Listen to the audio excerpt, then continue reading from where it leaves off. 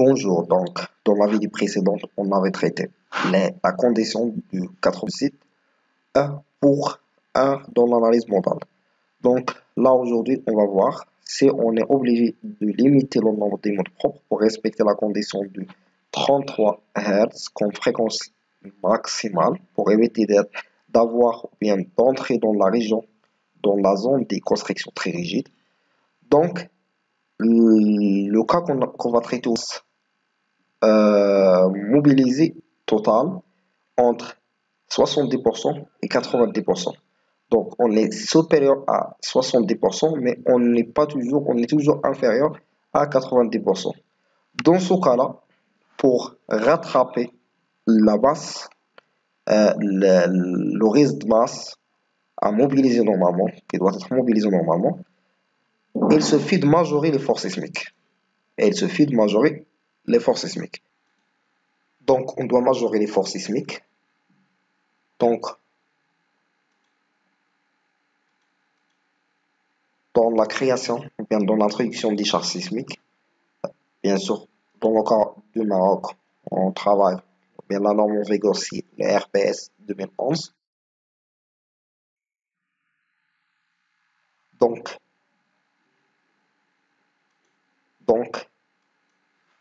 là, on doit majorer les forces sismiques pour prendre en considération la masse manquante. Donc, par exemple, si suivant Y, suivant X ou bien suivant Y, on prend l'exemple de X. Si suivant la direction X, on a 70% de la masse. Donc, normalement, on doit avoir 90%.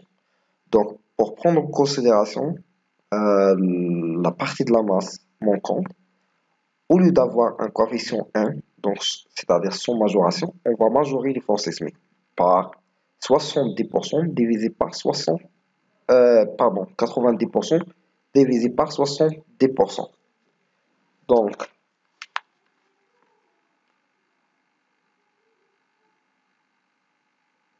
90% divisé par 70%, c'est-à-dire 1,25, 28. Et c'est la même chose pour les autres directions. Donc, si on a par exemple, suivant la direction Y, 80% de la masse, on va majorer les forces sismiques suivant Y par 90% divisé par 80%. Donc, c'est l'idée de majoration des forces sismiques. Donc, ce qu'il faut retenir, c'est que si on a une masse mobilisante entre 70% et 90%, il suffit de majorer les forces sismiques. Maintenant, si on a une masse en total ou bien une masse mobilisée totale inférieure à 70%. Ça, on va le voir dans la prochaine vidéo.